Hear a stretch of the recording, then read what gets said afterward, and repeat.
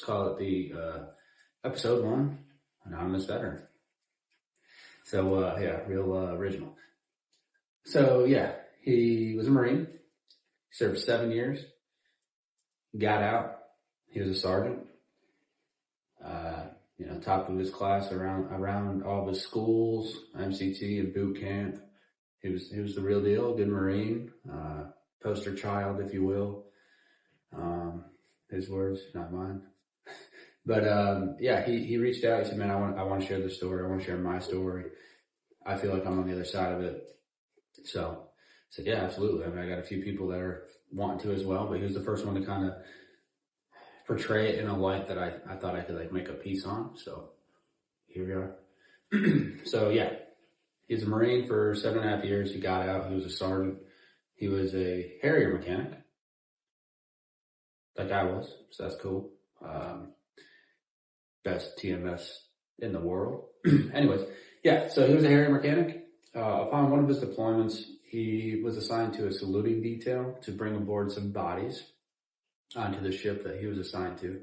So, I mean, I know most of the community is veterans, but what that means is he was on a ship deployed at sea, and he was, saluting remnants of human beings, obviously, coming on board and just showing them their respect that were lost. And I get, rightfully so, the sights and smells and the visions that he got from being on that detail. That's what started some of his problems, he's saying. So, completely understandable. So after that, he started getting in some trouble. After that deployment, he got back, got a divorce, got some trouble. Started drinking a lot, got in some trouble with alcohol.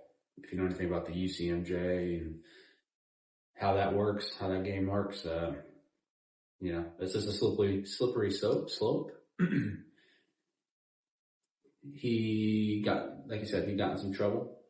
So it just kind of there was a lot of shame involved with having the PTSD, with getting in trouble with alcohol. Now he's getting NJP'd. There's just a ton of shame that comes with all of that, right? So he ends up getting out of the Marine Corps. And he's lost sense of identity. He was the pinnacle. He was at his peak in life, he thought. He's a sergeant of Marines. And then everything comes crumbling down on him. So there's just a lot of shame there as well. On top of dealing with the issue of having PTSD and not knowing where to go, how to get help, what to do. He gets out. He buries his sadness and depression and PTSD within relationships, whether it's a sexual relationship with random women or it was relationships with friends. He says he's trying to always be friends with everybody, trying to make everyone happy. Maybe that's something he's searching for within himself. He's trying to find his happiness, but,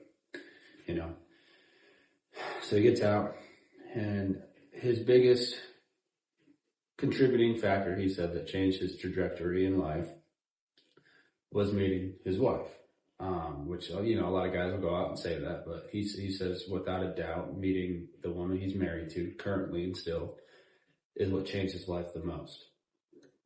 She constantly strives for him to be perfect, which is good. You want that in a friend and a spouse. If you get to live with that person, let's go, that's even better. So, he his biggest contributing factor is who he met in his wife and who she makes him strive to be.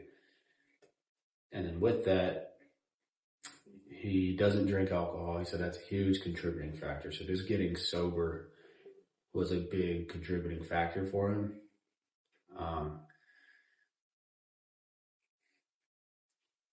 Outside of getting sober, he messed around with some psychedelics. That's why I'm glad I can share this anonymously for him, is he might have a job that he can't disclose that, but there might be someone on the other side of this camera that can do those. Legally, no, but yeah, you can, You're a consenting adult, and if you decide to do them for yourself, okay. I could not, because I work a federal job. But I can talk about them, so for him. So yeah, he said he did some psychedelics, and that changed his trajectory in life as well. broke down the ego, filled him up with shame, he said, even more so than when he was getting in trouble while he was still in the Marine Corps. So he contributes most of it to getting sober, meeting his wife, and inducing a psychedelic experience on himself. And he said that those three things are the biggest things that changed his trajectory, turned him around. He said he still struggles every day. I mean, he struggles not to drink. He wants to drink. Drinking sounds fun. He has friends that go and go to get some drinks, and he just says, I can't. Instead, he's filled his life with, positive hobbies. Some being Dungeons and Dragons. I play D&D, so I don't fault him there. That's a fun game. But he fills it with D&D. He fills it just with some video games. He fills it with some hobbies like jiu-jitsu, which is sick. I do jiu-jitsu too. Pretty much a best blue belt ever. Anyways, yeah. He said he just, the biggest thing he does is just fill his day with positive experiences. Whether he's at work, he tries not to deal with the bullshit. He tries his best to keep the bullshit down at a low level, While he's out of work, he really tries to be happy, and fill his life with positive experiences. So that's the biggest thing in the questionnaire that he wrote is he said, I just want them to know if they go out and try to fill their life with positive experiences, their day-to-day life, net positive for the rest of it, If you surround yourself with negative people, you're going to have negative experiences. There's you see all the reels and TikToks and all of that. You are what your surroundings are. You attract your tribe. Your vibe attracts your tribe. If you're a miserable fuck, you probably got a lot of miserable fucks around you. That is what it is, He wanted me, I'm not ending it yet, but he wanted me to get this point out as well, that there may have been some contributing factors to his stressors and PTSD and just his depression, anxiety, all of that going on in his life, throughout his life, because of his childhood. He said his childhood was terrible, really abusive father, broken family, no money, just a very hard childhood. And he said having kids changed his life, obviously in a great and a positive way, because I've seen this on a reel and he's probably regurgitating it, and now I'm regurgitating it. But, it rings true. I cried one night when I seen the quote, so I might cry saying it now. He said he didn't know what unconditional love was until he was a parent. Until he became a father, he never felt unconditional love. And that's crazy. And yeah, it rings true to me in some aspects, yeah.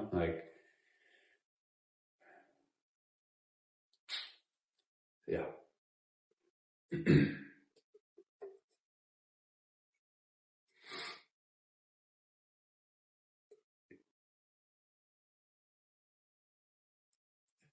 So yeah, it rings true to me in some avenues, in some routes, aspects, whatever. Being a father of two girls, as a dude who never thought he'd have any kids, is crazy. And then hearing that quote, yeah, it's there. That's real. I'll take that one. And that's not saying I had the worst childhood ever. It's not saying I didn't have loving parents or friends and family around me. I had a good childhood, but that quote hits hard, yeah. I never knew what unconditional love felt like until I had kids. That's nuts. It's a good one. So yeah, with that, I'll end it with this, he, oh, damn it.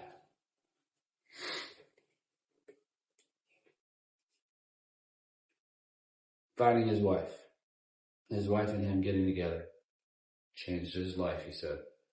So with that, I would say make sure you're surrounding yourself with who you need and who you want in life to succeed, and who want you to succeed in life. That's number one. That's what I'm taking from that. Number 2. Sorry, I'm still thinking about the quote. Number 2, getting sober. I'm sober. He's sober.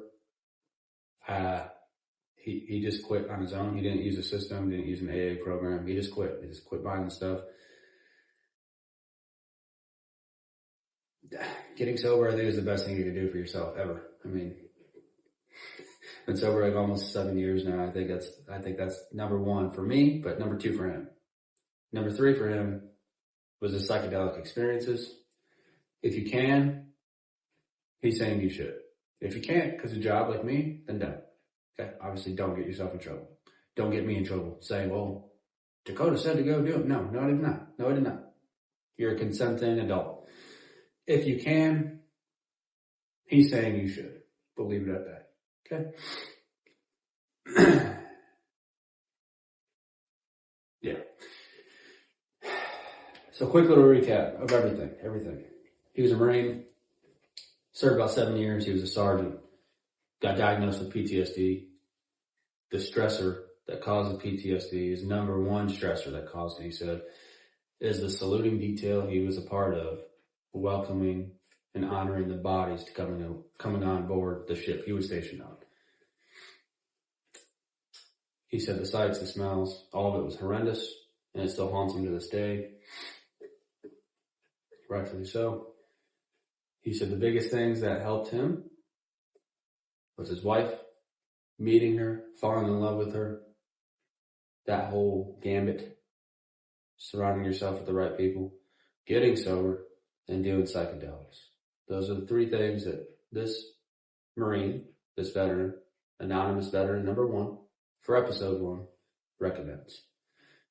So, if you think those things could help you, if you know somebody that's struggling and you think those things could help him, knowing about those things, hearing about it through another person, through another lens, if you think any of this channel, this page, this community I'm trying to build could help you or help them, help somebody, just share it, just like it, repost it, comment on it.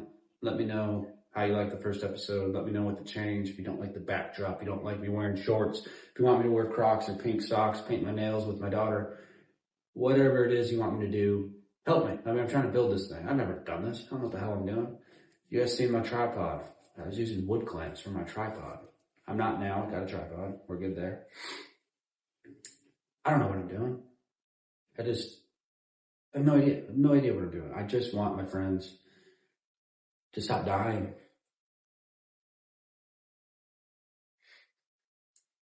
That's it. I think that's all we all want. So, damn, it's episode 1 and I'm already crying. Damn it, man. Yeah. Just wanted to stop making that decision. We all say it.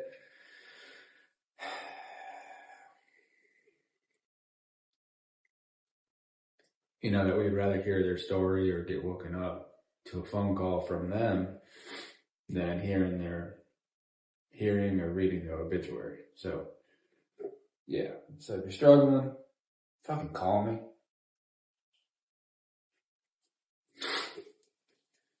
Call me, call your family, call your friends. Just don't make a dumbass decision. See you guys tomorrow.